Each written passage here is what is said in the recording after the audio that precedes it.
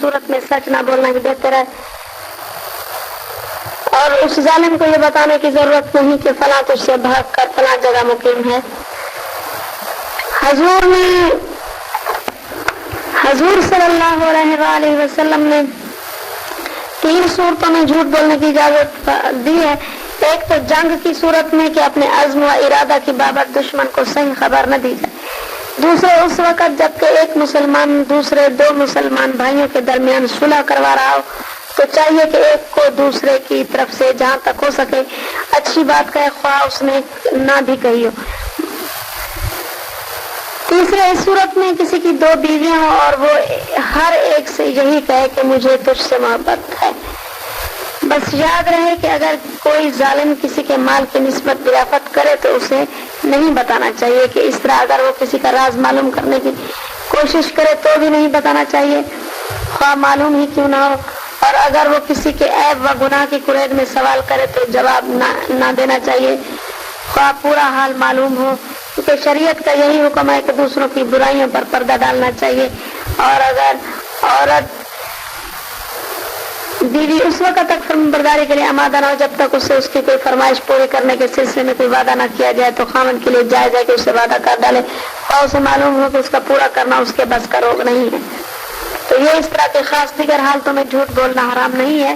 حقیقت تو یہ ہے کہ جھوٹ اگرچہ نہیں بولنا چاہیے، لیکن اگر کوئی ایسی صورت درپیش ہو کہ وہاں سچ بولنے سے کوئی ایسی بات کا ظہور پذیر ہونا لازمی ہو جو سخت خطرے کا باعث ہو تو اس میں کچھ حرج نہیں۔ حضور صلی اللہ علیہ وسلم کا ارشاد مبارک ہے، جو شخص جھوٹے خواب لوگوں کو سناتا رہتا ہے اسے قیامت کے دن اس آزمائش میں ڈالا جائے گا کہ جاؤ کے دانے پر گرا لگائے تو جو ظاہر ہے کہ نہیں لگے گی، اور اسے عذاب دیا جائے گا۔ 12ویں آفت غیبت ہے، اور اس کو بھی عام زبان میں غلبہ حاصل ہے۔ جو شخص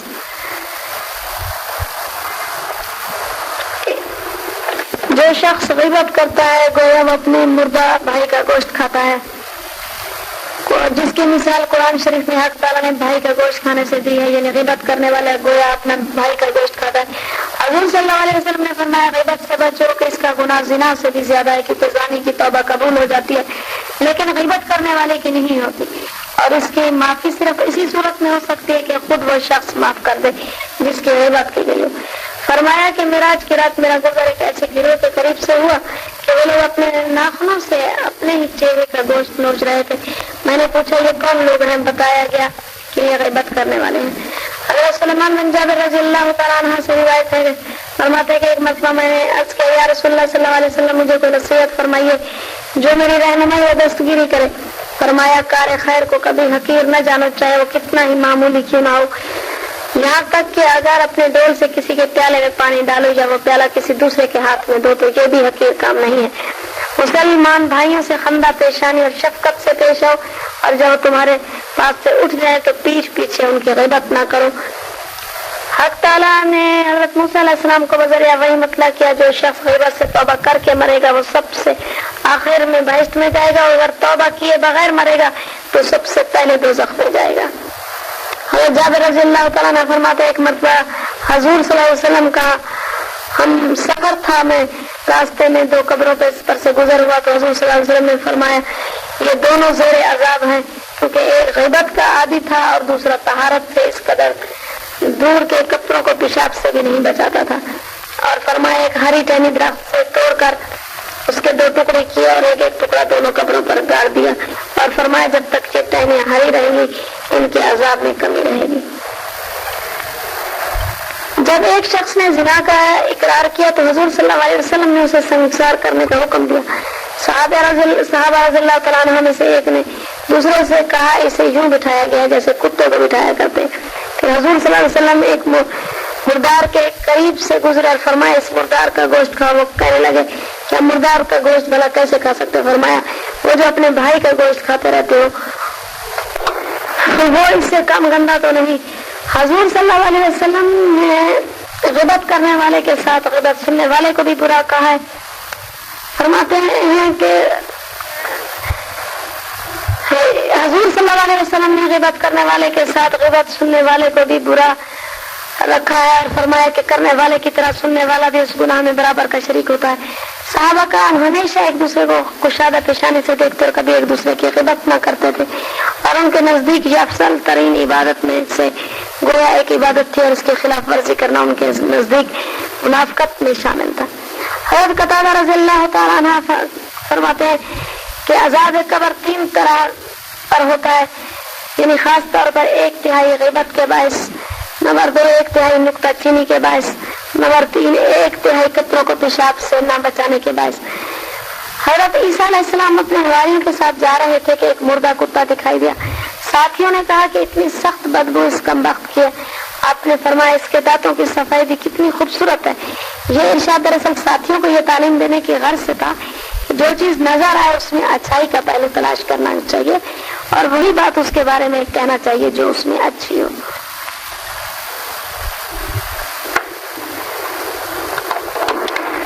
واضح ہے کہ غیبت کا مطلب یہ ہے کہ کسی شخص کے بارے میں کوئی بات اس کی غیر حاضری میں کہی جائے، اور اگر وہ موجود ہو تو اس سے کراہت و نفرت محسوس کرتا ہو اور اس سے بری لگے، خواہ وہ بات سچی ہی کیوں نہ ہو۔ اگر وہ بات ہو بھی جھوٹی تو اسے تہمت اور بہتان کہیں گے۔ جو بات اس کے نقص یا عیب کی طرح رجوع کرے، یعنی کسی کے نقائص و عیوب کو ظاہر کرے، وہ غیبت میں شامل ہے، خواہ اس کا تعلق اس کے حسب نسب سے ہو، لباس و پوشاک سے ہو، مال مویشی، گھر بار، کردار، گفتار سے ہو۔ یعنی بدن کے بارے میں یہ کہا جائے وہ کتنا لمبا درنگا ہے، اور وہ کالا کلوٹا ہے یا زرد رنگ ہے، یا اس کی آنکھیں بلی کی طرح ہیں، یا وہ بھینگا ہے، تو یہ اس کے بدن کے بارے میں غیبت ہوگی۔ نسب کے بارے میں کہیں ہاں وہ غلام زادہ، وہ جلاحہ کا بیٹا، تو یہ اس کے نسب کے بارے میں غیبت ہے۔ اخلاق کے بارے میں اگر وہ بدخو ہے، مغرور ہے یا تکبر ہے اس میں، یا زبان دراز ہے، بزدل ہے یا نکما ہے، تو اس کے اخلاق کے بارے میں غیبت ہوگی۔ افعال کے بارے میں اگر یہ کہا جائے کہ وہ بددیانت ہے، بے نماز ہے، یا وہ رکوع سجود صحیح نہیں کرتا، تو یہ اس کا افعال کے بارے میں یہ غیبت ہے کہ جیسے وہ قرآن نہیں پڑھتا، یا میلے کچیلے میں کپڑوں میں پھرتا ہے، یا وہ زکوٰۃ ادا نہیں کرتا، یا وہ حرام خور ہے، منہ پھٹ ہے، پیٹو ہے، یا زیادہ نیند کرنے والا ہے، یا جسے بیٹھنے کی تمیز نہیں، وہ اپنے مرتبے کو نہیں پہچانتا، تو اس طرح کی باتیں اس کے افعال کی یہ بھی ایک غیبت میں شامل ہے۔ لباس کے بارے میں اگر یہ کہا جائے کہ وہ کھلی آستین کا شوقین، وہ دراز دامن یا بھڑکیلے لباس والا، تو یہ بھی ایک غیبت ہے۔ قرض حضور صلی اللہ علیہ وسلم کے نزدیک ہر وہ بات غیبت میں داخل ہے اگر وہ شخص خود سن لے جس کے بارے میں وہ بات کہی جا رہی ہو، اور یقیناً اس کو بری لگتی ہو، خواہ وہ سچی ہی کیوں نہ ہو، تو یہ غیبت میں شمار ہے۔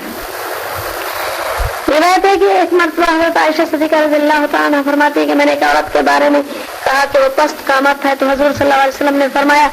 تو نے اس کی غیبت کی ہے، ابھی منہ میں پانی ڈالو اور کلی کرو۔ میں نے منہ میں پانی ڈال کر جو کلی کی تو دیکھا واقعی سیاہ خون کا ایک ریزہ میرے اندر موجود تھا۔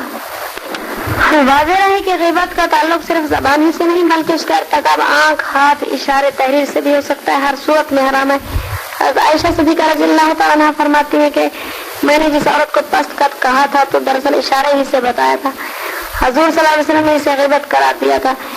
چنانچہ کسی کا ذکر کرتے وقت لنگڑا کر چلنے لگا، یعنی اس کی طرف اشارہ کرنا، یا بھینگا بن کر بات کرنا، جس کی بات ہو رہی ہے وہ بھینگا ہے، یہ سب کچھ غیبت میں شامل ہے۔ بعض اوقات اچھے خاصے پڑھے لکھے اور پرہیزگار قسم کے لوگ غیبت میں الجھ جاتے ہیں اور سمجھتے ہیں یہ ہے کہ یہ غیبت نہیں ہے۔ مثلاً کسی شخص کا ذکر ان کے سامنے کیا جائے تو کہتے ہیں اللہ کا لاکھ لاکھ شکر ہے کہ ہم ان کی صحبت سے محفوظ ہیں۔ اب اس سے مقصود یہ ظاہر کرنا ہوا کہ اس کی صحبت بد ہے اور یہ حضرت سے محفوظ ہے، یا پھر خود کسی کا ذکر کریں گے تو اس انداز سے کہ دو شخص ہیں تو بڑا نیک، وہ شخص تو بڑا نیک ہے لیکن دنیا داری میں تو ہماری ہی طرح پھنسا ہوا ہے۔ دیکھیے کب اس آفات دنیا اور حب مال کی مصیبت سے آزاد ہوتا ہے۔ گویا یوں اپنی رسمی سی مذمت کر کے دوسرے کی باقاعدہ مذمت کر ڈالی، اور بعض اوقات یہ انداز اختیار کرتے ہیں کسی شخص کو کسی دوسرے کی غیبت کرتے ہوئے دیکھ کر بظاہر بے اختیار پکار اٹھتے ہیں اللہ اللہ، کتنی عجیب بات ہے، یعنی کتنی بڑی بات ہے، اور مقصد یہ ہے کہ غیبت کرنے والا خوش ہو جائے، بلکہ یہ بھی جس نے نہیں سنا وہ بھی ان کے نعرے بلند سن کر آگاہ ہو جائے۔ کبھی کبھی یہ انوکھا طریقہ نکالتے ہیں اور یوں کہنے لگتے ہیں مجھے یہ سن کر بڑا دکھا دکھ ہوا کہ فلاں شخص پر فلاں واقعہ گزرا، یعنی اس نے گناہ کیا، اللہ اسے معاف فرمائے۔ اور اس ارشاد سے مطلب یہ ہوتا ہے کہ دوسروں کو اس شخص کے گناہ کا پتہ چل جائے۔ کبھی کسی کی بات سن کر کہتے ہیں اللہ تعالیٰ ہمیں اس سے بچائے اور ہماری توبہ قبول فرمائے، اور غرض یہ ہوتی ہے دوسرے کے گناہ ہر کسی کو معلوم ہو جائے، حالانکہ یہ بات تمام باتیں غیبت میں شامل ہے، اور نہ صرف غیبت بلکہ منافقت میں داخل ہے، کیونکہ اپنی پرہیزگاری جتانے کا یہ انداز خالص منافقانہ ہے۔ یہ لوگ ظاہر تو یہی کرتے ہیں کہ غیبت کی عادت نہیں، انہیں اچھی نہیں لگتی، لیکن چھو بھی نہیں سکتی، لیکن دراصل یہ ان کی مرغوب شے ہوتی ہے، اور اپنی جہالت کے باعث وہ سمجھتے رہتے ہیں کہ وہ غیبت نہیں کرتے، بلکہ ہو سکتا ہے کہ کسی کو غیبت سے منع کرنے والا خود اپنے دل میں وہ کراہت موجود نہ پاتا ہو۔ تو اگر ایسا ہو تو یہ بجائے خود غیبت ہے، اور دوسرے ساتھ منافقت بھی ہے، کیونکہ غیبت کا سننے والا خود غیبت میں شریک ہوتا ہے اور شریک ہی رہتا ہے جبکہ دل سے اسے مکروہ نہ جائے۔ یاد رہے کہ غیبت جہاں زبان سے حرام ہے وہاں دل سے بھی حرام ہے، یعنی جس طرح یہ درست نہیں کہ زبان سے کسی کی برائی بیان کی جائے، اسی طرح اپنے دل میں بھی کسی کے عیبوں کا دھیان نہ کرنا چاہیے۔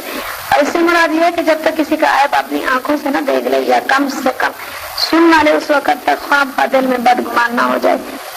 اور نہیں تو کم از کم اس کا انکار یقین کی حد تک۔ تو حضور کا ارشاد مبارک ہے کہ مسلمان کا خون، مال اور اس کے حق میں بدگمانی تینوں یکساں طور پر حرام ہے، اور پھر بدگمانی اگر یقین کر اور عدل سے بھی بعید ہو تو یہ صرف شیطانی کاروائی ہے۔ اللہ تعالیٰ نے فرمایا کہ اگر کوئی شریر آدمی تمہارے پاس کوئی خبر لائے تو پہلے اس کی خوب تحقیق کر لیا کرو۔ مطلب یہ کہ فسق کی بات کا یقین نہ کریں، شیطان سے بڑھ کر فاسق کون ہو سکتا ہے، اور حرام بات یہ ہے کہ تو اپنے دل کو اس پر فاسق کی خبر پر قرار دے لے۔ جاننے کی بات یہ ہے کہ غیبت پر حریص ہونا بھی دل کی بیماریوں میں سے ایک بیماری ہے جس کا علاج کرنا فرض ہے، اور یہ علاج دو طرح پر ہوتا ہے۔ پہلا علاج تو علمی ہے، اور اسے اچھی طرح سمجھ لے کہ اگر کوئی کسی کی غیبت کرے گا تو اس کی اپنی تمام نیکیاں اس شخص کے نامہ اعمال میں منتقل کر دی جائیں گی جس کی وہ غیبت کرے گا، یہاں تک کہ وہ بالکل مفلس ہو جائے گا، یعنی تمام نیکیوں سے ہاتھ دھو بیٹھے گا۔ اور حضور صلی اللہ علیہ وسلم کا ارشاد مبارک ہے غیبت آدمی کی نیکیوں کو اس طرح نیست و نابود کر دیتی ہے جس طرح آگ خشک لکڑیوں کو جلا کر راکھ کر دیتی ہے، اور کیا عجب کہ اس کے گناہوں سے اس کی ایک ہی نیکی زیادہ ہو، اور غیبت کرنے سے نیکیوں کے مقابلے میں گناہ کا پلڑا جھک جائے، وزنی ہو جائے، اور یوں اس کا دوزخ میں جانا محض غیبت کی بنا پر ہو۔ غیبت کا کفارہ ہے، غیبت کا کفارہ یوں ادا کر سکتے ہیں کہ توبہ کریں، پشیمانی کا اظہار ہو تاکہ حق تعالیٰ عذاب سے نجات دیں، اور جس کی غیبت کی گئی ہے اس سے معافی مانگنی چاہیے، اور آئندہ کے لیے کسی کی غیبت کرنے سے توبہ کی جائے۔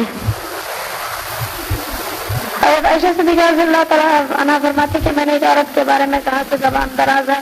حضور صلی اللہ علیہ وسلم نے فرمایا یہ تو غیبت ہوئی، جاؤ اس عورت سے معافی مانگو۔ حدیث شریف میں اگر جب کسی کی غیبت کی جائے تو اسے معافی مانگنے کے علاوہ حق تعالیٰ سے اس کے حق میں دعا خیر بھی کرے۔ 13ویں آفت لگائی بجائی اور غمازی کرنا ہے۔ حق تعالیٰ نے فرمایا ایسے شخص کی بات نہ ماننا چاہیے جو بے وقت ہو، تانے دینے والا ہو، چغلیاں لگاتا پھرتا ہو۔ نیز فرمایا بڑی خرابی ہے ہر ایسے شخص کے لیے جو پس پشت عیب نکالنے والا ہو۔ حضور صلی اللہ علیہ وسلم نے فرمایا کہ چغل خور کبھی بہشت میں نہیں جائے گا، اور فرمایا میں تمہیں خبر سناؤں کہ تم میں سے بدترین آدمی کون ہے؟ سو یاد رکھو کہ بدترین وہ ہے جو لگائی بجھائی کرتی ہے، جھوٹ سچ ملا کر ادھر ادھر بتاتا پھرتا ہے، اور لوگوں کو تو ہم آپس میں بدظن کرنے والا ایک دوسرے سے رنجیدہ کرنے میں کوشاں رہتا ہے۔ فرمایا کہ اللہ تعالیٰ نے بہشت کی تخلیق کی تو فرمایا کہو کہ کہتے بہشت کا نیک بخت ہے وہ جو اندر داخل ہوا۔ حق تعالیٰ نے فرمایا وہ اپنی عزت و جلال کی قسم میں آج قسم کے بدبخت اشخاص کو تیرے اندر نہیں جانے دوں گا۔ نمبر 1 شراب نوش، نمبر 2 زانی جو زنا کی عادت بنا لے، نمبر 3 چغل خور، نمبر 4 دیوس، نمبر 5 عوام، نمبر 6 مخنث، نمبر 7 قطع رحم کرنے والا، نمبر 8 وہ جو کہے کہ میں نے خدا سے وعدہ کر لیا ہے اور ایسا نہ کروں گا اور پھر کرنے لگے، یا یہ کہ آئندہ کرتا رہوں گا اور پھر نہ کرے۔ حدیث شریف میں ہے کہ بنی اسرائیل میں ایک مرتبہ سخت قحط پڑا تو حضرت موسیٰ علیہ السلام نے کئی بار دعائے بارش کے لیے نکلے، لیکن بارش نہ ہوئی. آخر بازاری وہی آپ کو بتائے گا کہ تمہاری دعا قبول نہیں کی جائے گی کیونکہ تمہارے درمیان ایک چغل خور موجود ہے. عرض کیا بار خدا ہے وہ کون ہے تاکہ اسے باہر نکال کرے. فرمایا جب ہم چغل خوری کو اتنا بڑا سمجھتے ہیں تو خود چغل خوری کیوں کر سکتے. حضرت موسیٰ علیہ السلام نے سب کو توبہ کرنے کا حکم دیا. سبھی نے توبہ کی اور ساتھ ہی بارش ہونے لگی. جاننا چاہیے کہ نمازی اور چغل خوری صرف اسی کا نام نہیں کہ زبان ہوتی ہے سے ہر ایک کی بات دوسرے تک پہنچائی جائے، بلکہ وہ بات جو دوسروں کو رنجیدہ کرنے والی ہو چغل خوری میں شمار ہوتی ہے. خواہ وہ زبان سے کہی جانے والی ہو یا کوئی ایسا فعل ہو یا قول ہو یا تحریر ہو یا محض اشارہ ہی ہو. غرض کوئی بھی حرکت یا بات جس کا ظاہر کرنا کسی کی دل آزاری کرنے کا موجب ہو ظاہر نہ کرنا چاہیے. یہ سب غمازی ہی کے مختلف نام اور صورتیں ہیں. البتہ اگر کوئی شخص کسی کے مال میں خیانت و بددیانتی کر رہا ہو تو متعلقہ شخص کو بتا دینا چاہیے اور ایسے ہی ہر وہ بات ظاہر کر دینا روا ہے جس سے کسی مسلمان کو نقصان پہنچ رہا ہو. اور جس شخص سے کوئی دوسرا یعنی چغل خور شخص یہ کہے کہ فلاں شخص نے تیرے بارے میں یوں کہا ہے یا تیرے خلاف یہ کاروائی کر رہا ہے تو سننے والے کو 6 امور پر عمل کرنا چاہیے. اول تو یہ کہ اس پر فل فور یقین نہ کر بیٹھے کیونکہ جو کچھ بتا رہا ہے وہ بہرحال چغلی ہے اور بتانے والا چغل خور اور چغل خور کا فاسق ہونا ظاہر ہے اور اللہ کا حکم ہے فاسق کی نہ سنو. نمبر 2 دوسرے یہ کہ کہنے والے کو نصیحت کرے کہ وہ گناہ سے باز رہے تو نہیں ہے المنکر یہی تو ہے. نمبر 3 وہ یہ کہ حق تعالیٰ کے لیے دشمن سمجھے خود چغل خور سے دشمنی فرائض میں سے ہے. چوتھے یہ کہ بدگمانی کا شکار نہ ہو کہ بدگمانی خود کار حرام ہے. نمبر 5 تجسس میں نہ پڑے کہ اس سے منع کیا گیا. چھٹے یہ کہ جو بات اپنے لیے پسند نہیں اسے دوسرے کے لیے بھی پسند نہ کرے اور اس کی چغلی کا حال بھی دوسروں سے مت کہے اور یہ 6 امور واجب ہے. حضرت صاحب نے رحمۃ اللہ علیہ فرماتے ہیں کہ میرے نزدیک چغلی سننا چغلی کرنے سے بدتر ہے کیونکہ چغل خور کا مقصد بھڑکانا اور اکسانا ہوتا ہے اور سننے والا اس سے متاثر ہوتا ہے اور اللہ تعالیٰ اسے چغلی کرنے کی اجازت دیتا ہے بلکہ اس کی حوصلہ افزائی کرتا ہے. حضور صلی اللہ علیہ وسلم کا ارشاد مبارک ہے کہ چغل خور حلال زیادہ نہیں ہوتا اور یاد رہے کہ چغل خور اور غماز کو قبر پا کیا ہوا شر بہت ہی زبردست ہوتا ہے اور ایسا بھی ہوتا ہے کہ اس کی وجہ سے بعض اوقات خون خرابے کی نوبت پہنچ جاتی ہے. زبان کی 14ویں آفت دو رخی یعنی دوگلا پن ہے یعنی دو دوستوں کے درمیان دو رخی کرنا اور ہر دو کے سامنے بس اپنے آپ کو اس کا ظاہر کرنا. یہ ایسی بات کرنا جو اسے پسند ہو پھر اس کی بات اسے بتانا اور ظاہر دونوں سے یہی کرنا کہ دوست ہوں تو تیرا ہی ہوں. یہ حرکت چغل خوری سے بھی رذیل تر ہے. حضور صلی اللہ علیہ وسلم فرماتے جو شخص اس دنیا میں دو رخا ہوگا وہ اگلے جہان میں 2 زبانوں سے ہوگا اور فرمایا بدترین انسان وہ ہے جو دوگلا ہوتا ہے. بس خیال رکھنا چاہیے 2 دشمنوں کے ساتھ میل جول رکھے تو ان دونوں دشمنوں کو آپس کی دشمنی کے باوجود اس سے محتاط رہنا چاہیے. حضرت عمر رضی اللہ تعالیٰ عنہ سے بعض لوگوں نے کہا کہ ہم جب عمرہ کی مجلس میں جاتے ہیں تو بعض ایسی باتیں بھی منہ سے نکل جاتی ہیں جنہیں باہر آ کر کہنا بلکہ دوہرانا بھی ہمارے لیے ممکن نہیں ہوتا. فرمایا ہم تو حضور صلی اللہ علیہ وسلم کی زمانے میں ایسی باتوں کو منافقت پر معمول کرتے تھے. آفت زبان کی لوگوں کی مدح و ستائش و قصیدہ خوانی کرنا ہے اور کسی کے فضائل و خصائل کے بیان میں حد درجہ مبالغہ آرائی کرنا جس کا وہ اہل نہ ہو اگر ہو تو اسے گمراہ ہونے کا احتمال ہو. اور اس کی مزید 6 آفات ہیں. ان میں سے 4 کا تعلق مدح کرنے والے سے اور 2 کا تعلق اپنی مدح سننے والے سے ہے. مدح کرنے والے کی پہلی آفت ہے کہ تعریف سے حد سے بڑھ جائے اور جھوٹ کی حد تک پہنچ جائے. حدیث شریف میں جو شخص لوگوں کی تعریف حد سے بڑھ کر کرے گا قیامت کے دن اس کی زبان حد سے بڑھا دی جائے گی اور اتنی لمبی ہوگی کہ اسے گھسیٹ کر پھرے گا اور چلتے ہوئے اپنے پاؤں کے نیچے کچلتا ہوا چلے گا. دوسری آفت یہ ہے کہ تعریف کی مبالغہ کے علاوہ منافقت سے کام لے یعنی تعریف بھی کہے کہ میں تمہارا دوست اور خیر خواہ ہوں لیکن دل میں کچھ اور ہی ہوں. تیسری آفت یہ ہے کہ کوئی ایسی بات کر ڈالے جس کے بارے میں پورا علم یا واقفیت ہی نہ رکھتا ہو. مثلاً کہہ دے کہ میرا مندو بڑا پرہیزگار اور عالم و فاضل حالانکہ وہ نہ ہو. حضور صلی اللہ علیہ وسلم کے سامنے ایک شخص نے دوسرے شخص کی مدح سرائی شروع کر دی. فرمایا تجھ پر افسوس ہے کہ تو نے تو اس بیچارے کو ہلاک کر ڈالا. دراصل حضور صلی اللہ علیہ وسلم کا ارشاد اس بات کی طرف تھا کہ اگر کسی کی تعریف کرنا ہی ہو تو یوں کہے کہ میں اسے اس طرح خیال کرتا ہوں یعنی میری رائے یا خیال یہ ہے لیکن میں یہ نہیں جانتا کہ یہ خدا کے نزدیک بھی عیب سے بری ہے. तब अगर मदह करने वाला अपनी दानिश में सच्चा है तो उसका हिसाब हक ताला के हाथ में। चौथी आफत यह है कि किसी की मदह की जाए वो जालिम है और उसकी बातों से उसे खुशी हासिल हो, हालांकि जालिम को खुश करना बजाय खुद जुल्म है, तो ये जुल्म की हौसला अफजाई है।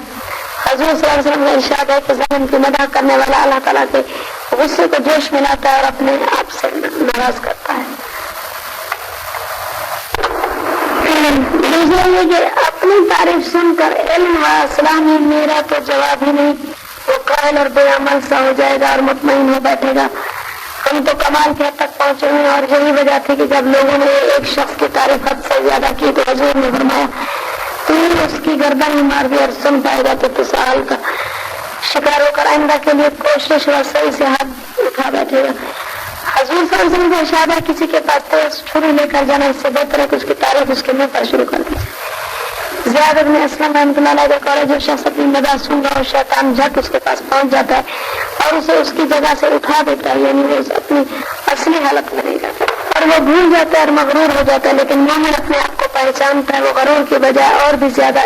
नियाज़मंदी का इजहार करने लगता है और आपे से बाहर नहीं होता। ये जहाँ 6 आफात न हो वहाँ अगर तारीफ करें तो बड़ी अच्छी बात है। हजूर आप कुछ गुस्से और हसद के बारे में अर्ज है। ये है कि नबी पाक सल्लल्लाहु अलैहि वसल्लम ने फरमाया है कि मोमिन कीना परवर नहीं होता, यानी कीना गुस्से का बेटा है और उसके 8 बेटे यानी गुस्से के 8 पोते हैं और उनमें से हर एक दिन की हलाकत का बायस होता है। मगर एक हसद जिसके खिलाफ दिल में कीना पैदा हो जाए उसकी हर खुशी कीनावर के लिए बायस रंज होती है, यानी वो हसद की आग में जलता है और उसकी तकलीफ पर खुशी महसूस करता है और इस तरह उसके कीने की तस्कीन होती है। नंबर 2 शमातत, यानी जिसके खिलाफ दिल में कीना हो उस पर अगर कोई मुसीबत नाजिल हो जाए तो कीना परवर उस पर न सिर्फ खुश होता है बल्कि बरमिला इस खुशी का इजहार भी करता है, यहाँ तक उसका मजाक भी उड़ाता है। तीसरा यह है कि ऐसा शख्स फरी की मुखालफत से बोल चाल बंद कर देता है और सलाम तक का जवाब भी नहीं देता। नंबर 4 चौथा ये कि जिल्लत आमेज और हकारत अंगेज नजरों से देखने लगता है और दिल में नफरत व कीना की तार मोटी होती चली जाती है। पांचवा यह है कि उसके राज खोलने और भेद जाहिर करने की धुन में गीबत चुगली भी करता है बल्कि झूठ भी उसके खिलाफ बोलता है। छठा यह है कि उसकी नकलें उतार उतार कर उसके गैर हाजिरी में उसका मजाक उड़ाता है और सामने तो जुर्रत नहीं होती लेकिन गैर हाजिरी में उसे जलील करने की कोशिश करता रहता है और यह किसी को बुरे नाम से याद करता रहना ये भी इसी में शामिल है। यह है कि वो हकूक अदा करने से कासिर रहता है, यहाँ तक कि सिरारंगी का भी ख्याल नहीं करता। नंबर 8 अगर मौका हाथ आ जाए तो उसे मारपीट से आजार पहुंचाने से भी नहीं चुकता, अगर हो सके तो उसे दूसरों से उसे अगवा करवा कर भी पिटवाने की कोशिश करता है। और ये बात है कि दयानतदार से दयानतदार आदमी भी इस तरह पूरी तरह खाली नहीं होता, ख्वाह व गुनाह से कितना ही दूर रहने वाला क्यों ना हो, क्योंकि अपना एहसान वापस ले लेना, नरमी से पेश ना आना जो है, इनायत और मेहरबानी से हाथ उठाना, जिक्र इलाही में उसे अपनी दुआ में याद न रखना वगैरह, ये तमाम बातें उसको अपने दर्जे से गिरा देती हैं और उसका नुकसान उसको बहुत ज्यादा खुद ही होता है।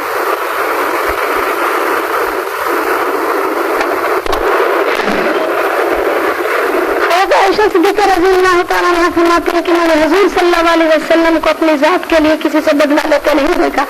लेकिन जब आप लोगों को हक़ुक़ुल्लाह में दस्तराजी करते देखते तो आपके गुस्से की कोई इंतहा न रहती।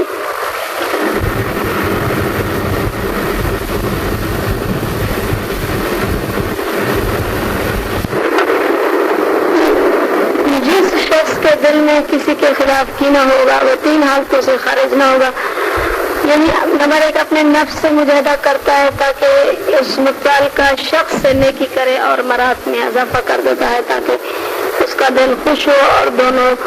दिल साफ हो जाए और ये दर्जा सद्दीकियों का है। नंबर 2 नेकी नहीं कर सकता तो बुराई भी नहीं करता और ये दर्जा परहेजगारों का है। नंबर 3 कीना के तहत बुराई करने लगता है और ये दर्जा फासिकों और जालिमों का है। वैसे शख्स से बुलंद दर्जा किसी का नहीं हो सकता जो अपने साथ बुराई करने वाले से भी नेकी करे और अगर नेकी ना भी कर सके तो कम से कम बदी भी ना करे और माफ कर दे, क्योंकि अफू दरगुजर को भी बड़ी फजीलत हासिल है। رسول اللہ صلی اللہ علیہ وسلم نے فرمایا ہے کہ 3 باتیں ایسے ہیں کہ اس کے بارے میں قسم کھاتا ہوں تو وہ بالکل صحیح ہے. نمبر 1, صدقہ دینے سے مال میں ہرگز کوئی گھاٹا یا کمی نہیں ہوگی, اس لیے صدقہ دیتے رہو. نمبر 2, عفو و درگزر کرنے والوں کو حق تعالیٰ قیامت کے دن عزت افزائی کرے گا, اس لیے تم لوگوں کے قصور معاف کر دیا کرو. اور نمبر 3, جو شخص کسی کے سامنے سوال دراز کرتا ہے وہ گداگری سے نہیں شرماتا, حق تعالیٰ اس پر مفلسی اور پرویشی کے دروازے کھول دیتا ہے, اس لیے تم کسی کے سامنے دامن نہ پھیلاؤ. عائشہ صدیقہ رضی اللہ تعالیٰ عنہا فرماتے ہیں کہ میں نے حضور صلی اللہ علیہ وسلم کو اپنے ذات کے لیے کسی سے بدلہ لیتے ہوئے نہیں دیکھا, لیکن جب آپ لوگوں کو حقوق اللہ میں دسترازی کرتے دیکھتے تو آپ کے غصے کی کوئی انتہا نہ رہتی, اور جب کبھی 2 باتوں میں سے آپ کو ایک بات اختیار کرنے کا موقع پیدا ہوتا تو آپ ان میں سے اس بات کو اختیار کرتے جو خلق کے لیے آسان تر ہوتا تھا, اور برا اختیار نہ کرتے جو دوسروں کو گناہ میں مبتلا کرتے. عقبہ بن عامر رضی اللہ تعالیٰ عنہ فرماتے کہ حضور صلی اللہ علیہ وسلم نے میرا ہاتھ پکڑ کر فرمایا, میں تجھے آگاہ کروں کہ اہل دنیا و آخرت کے لیے فاضل ترین اخلاق کون سے ہیں, اور پھر فرمایا جو شخص تجھ سے تعلقات منقطع کر لے تو اس سے ملتا رہے, اور جو تجھے محروم و ناکام کرنے کی کوشش کرے تو اس کے ساتھ عطا و عنایت سے کام لے, اور جو تجھ پر ظلم کرے تو اس کے لیے عفو و درگزر سے کام لے. اور فرمایا کہ حضرت موسیٰ علیہ السلام نے ایک مرتبہ عرض کیا, بارے خدا تیرے نزدیک کون سا بندہ تیرا محبوب ترین بندہ ہے؟ فرمایا وہ جو بدلہ لینے پر قادر ہو لیکن درگزر کر دے. اور فرمایا جس نے ظالم کے حق میں بدلہ کی اس نے گویا اپنا حق وصول کر لیا, یعنی اس کے بعد اس زمان میں اللہ تعالیٰ سے کچھ لینا نہیں ہے, اس کا حساب برابر ہوا. انہیں آپ جیسے دیں